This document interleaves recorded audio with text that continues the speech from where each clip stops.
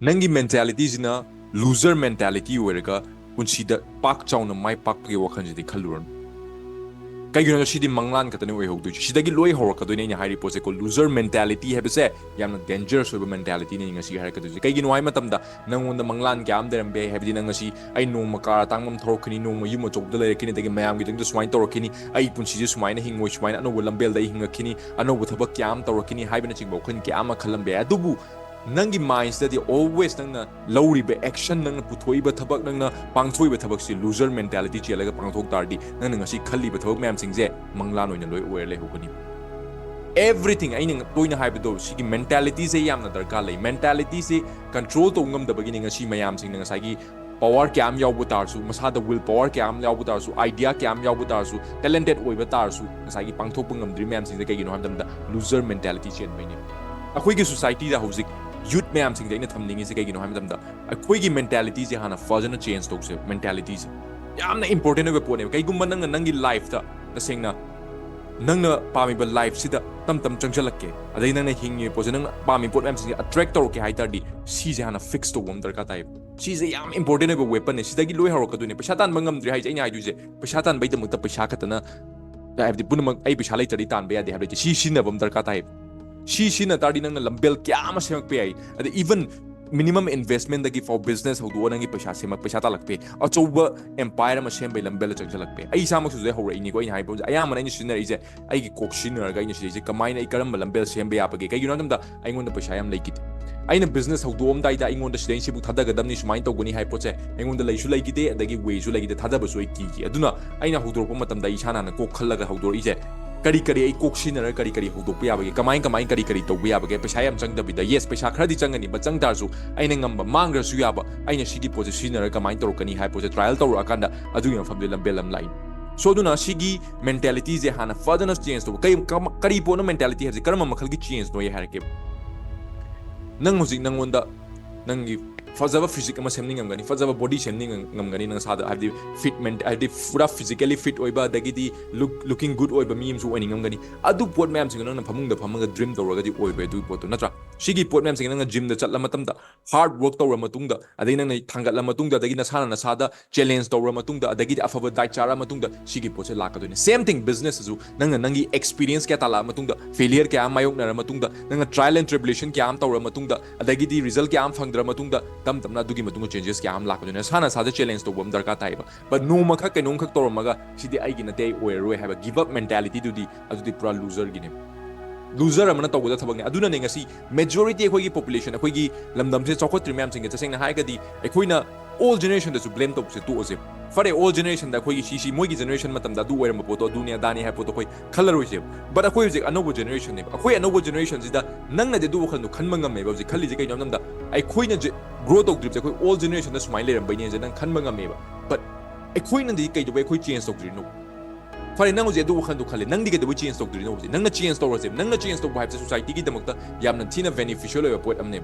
mi amom na change store pare society da kana ba kya am la ka do ne du nang na change store pipe nang na sei ja no bo way ma no bo step am lo pipe se society da ko ne in future da kana ba kya am la ka do ne ko but adu bu nang low way ba kai you know da nangi mentality se yam thina nangi mentality yam nemba mentality da lai mentality nang na pami se only quick money pamba nungai ba thabak dang pamba adagi nungai na phamaga chaba adagi awaba pamda ba sigmo mentality je nem nang jeli mem sing se but aina haidu je life sida aigi experience ki matung ina chatkadab lambel am wali but life sida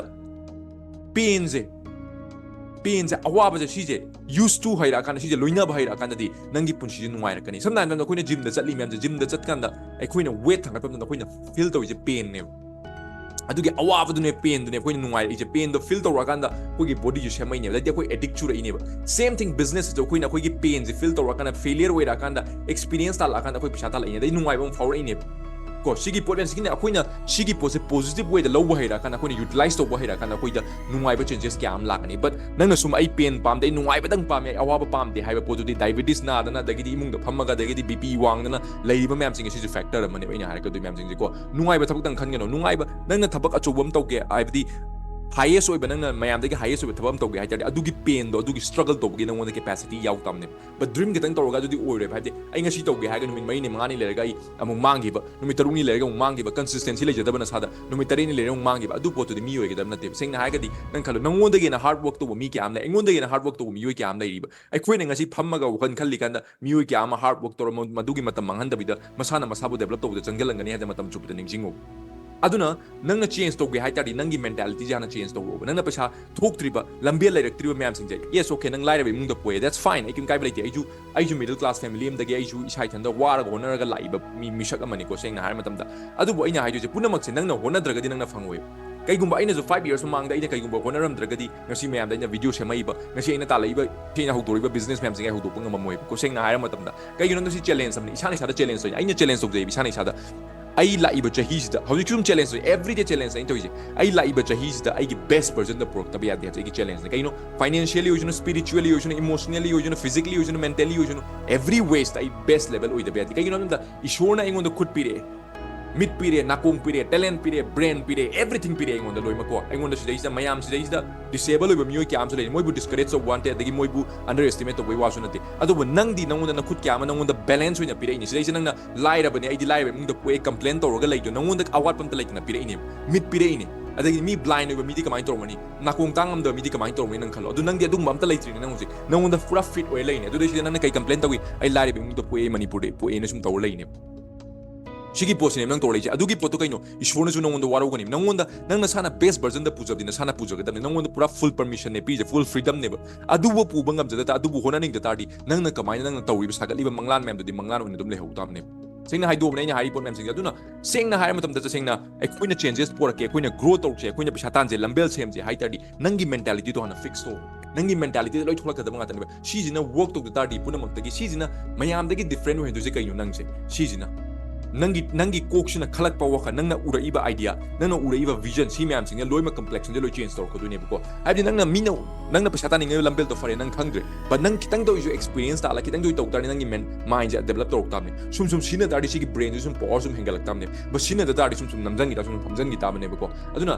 low mentality jana change tok mi wona judge to adagi di mina kitang to ba kalak pa adagi mina kitang to ba ga khoi gi phatta ba tong na ba hona ba sina ta bi da nangna sana fix tor ga aina me put mem singjai kamai attract to gudagi habo khalun je hana chelo that's the first thing chiana khanga da bane ko duga numit humni tor maga numit maini tor ga mangi ba muk togi ba dagi da muk toki ba dagi da mu ai talle da ngasi to ge dai pothara ge si jai gi da muk na tre mai pak aduna atopa muk toge adagi smai nung toge try to ge da ama de mo dong chen ama de mu du chen ama de mu chen du mang tam ne nang Denzel Washington na kenogi famous actor ama black American actor am na haibam le mai ma na mo da haibam le sin ningjingo nang koi chen be nang hard work to ri na koi chen be ma phung khuding punamak chen be adu nangi destination laitana di nang last nang war ga to pani kem da phangwai ha je si achumba po ne ko nangi destination layo nangi destination je kaino adugi destination da phang kan just chin da haiba tan ta ba ai gi destination je sini haiba tan ta ba nangi destination no like adu na sana chara challenge to everyday challenge to na sana chara challenge to nang na challenge to draga di nang game ta grow to bungam ai gi everyday challenge na ina to imam sing kaino da ai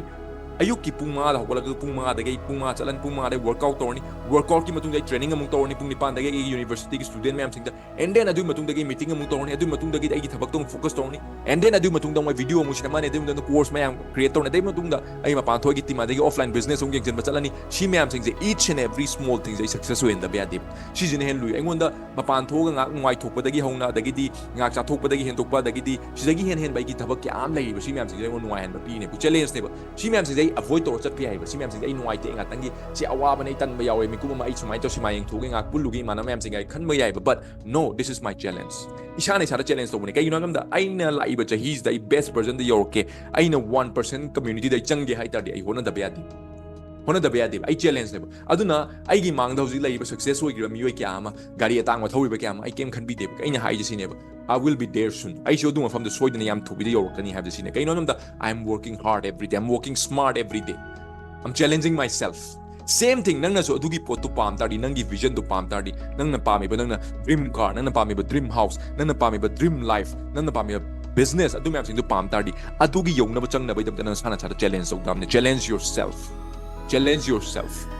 Challenge to dana hammaga only dream to lai tardi kamai na so nang hawat pangam duino. challenge ni yam darkar leise nasana adu yongna hona bata habese nang khatan hona jagadam aina hona gadamte mana hona gadamte nangi mother father na hona bigadamte nangi mother father na the life period now it's your turn nang hojik sida hona raga nang haibdo aigi mai baba se yong ware moi khan badai nuai wa ta ni nuai ta you get up nang hogol nang hona ro du nangi ima baba gi mateng pangod adu tawre adu to wathi ware ngang lai pum phama lai ni adu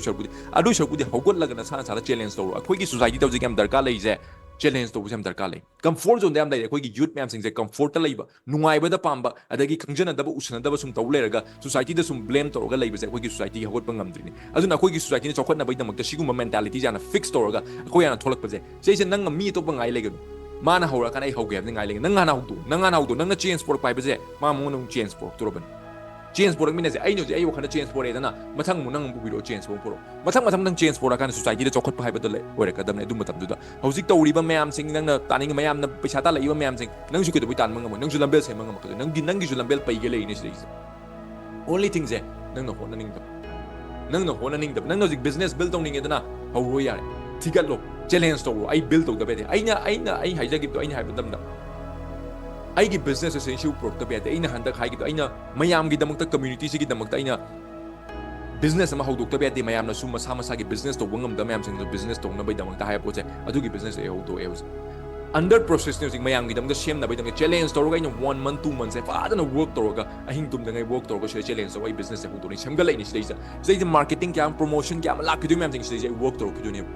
ai gi business mayam sing si ai grow to na bai damak challenge to kai non ai sina grow to dra ga di ai gi lambe like because I love business ai maning hala chen ba sunga de give up mentality ngon da yauk de ba give up to gi mentality thaina da gi hong ngon da yauk de ba duna give up mentality je chen ga no hai dinga khatang ek to ba kitang wa ba give up to gi khan ba kitang nuai ta kan da kitang uncomfort ta la kan da kitang isa je nuai ta to ge khan ba to ba mung try to si thabak si to bi ga no do shoruk pudi challenge to wona sana ai si gi ma pham je overcome to da be de ai mayam na to da thabak se to da be de overcome to ga se top class ta lai ta be de hai po se na sana khan jo nu fa mo na vi mo na pok ta ri mioi ba mo na pok ta ri nong da everything meet my na ko loi fit ona lai ta ri nong da loi fully 100% right ori je nang na sana to je dam ne nang na sana excuse pi nang na sana loser mentality che la nang pham je lai ba ne aduna nang na khang ga da je loser mentality gi da mo ta room da lai ta manipur do isnu north east do isnu america do isnu world do isnu india am do isnu every place do isnu loser mentality gi jaga lai ti hojik se competition ja duki matik wang nang na situation nang na sabu na sa challenge to ge nang na sa sabu top class ta pura ke ai ta di anything nang ngam jaba ngai resources loi sinar ga nang mon da khut ta lai ba ngai loi sinar ga nang je pu na ba adu phum da yong na ba ching bai ba se it's your duty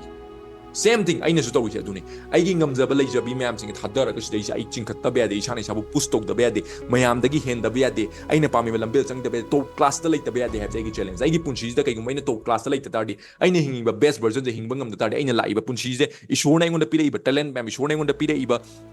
fit oir ba chang swai pire ma'am se kai kana de ge west ni ai cha da loi lai ba nga ta ne same thing nang ngon da su pi ni ba du pot ma'am sing do aduna shigi pot se utilize to ba ba se nang ai gi thabak ni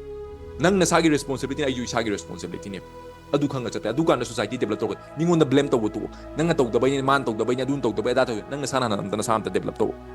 na sana sabu ana develop to na sana sabu ana fix to na sana sabu ana transform to no hono na sana sabu to kimatik hard working person am oiru mini yeng khatpa matam da inspiring oiba mai matou tam jage khanma mi sak to hana oiru and then adu matam da nang na shigi nang on the right like nang na grow to game mentality nang na chela to da chiana khangjan bi shi je akhoi gi society de yamna darkar laiba pone akhoi gi society change program tam da shi gum mentality jana fix the vibes that's the first aduga marak thatna lorak pada real business ta sing na build owning ba mi wathi warem towning da ba masana masabu grow towning ba masana masabu long term da financial independence pamak pa dagi financial independence semba pamba dagi di masana masabu business multiple business semba pamba online business kam build to pamba digital entrepreneurship ta sangning ba dagi digital business kam build to mi using interested ba mi using na makada link hapcharamge sei sai gi HAU High Achievers University sagi university ni sei sta tangbiro changaga forms apply to biu aduga ina haidu just sei sta fazana wakhan mun khalaga apply to bi kai na dam da ai mi loimak sile logje de ko sile jam strict when thamba university ni hojik jam strict way amuka join strict ko chale hojik kan sile pam is a potential laiba ta saying honaning ba it's not about money nangi money ju ki nate nang fees fana thige hai tar ju si nang na fit oidagri chang halu aina sida kaigino seng mane haije je keno amda taseng na hona ningba taseng na grow tong mina ningba taseng na community de encourage to bigada taseng na isagi business build tawagi isagi financial independence la mi gi mating pangada mi kitana ina pamjai seisa pi asu ai yam chawba community pamde se pi aga yam sina potential lebe yam magun lebe community do future generation da khoi society de contribute to kadaba community do ina semga chai je seisa aduna interested mi yoisingna ai makha da link hapcharam gi si chakpiro se even se jo hapcharam ge www.highachieversuniversity.online si changbiro adugo form je fazana apply fill up to biro ishana wakan mun khalaga apply to biro and then I get team dai ko lakani team ga fazana process to biro if you are fit you are welcome to High Achievers University. Thank you. Aduna sigi loser mentality je hana fix to and then adu matam nang to bungam dri mayam sing je loi to bungam ka first thing di shine sidagi loi tholakadam ne shijine koi ga weapons but shijine phamjal laga laitardi it's of no use. Thank you.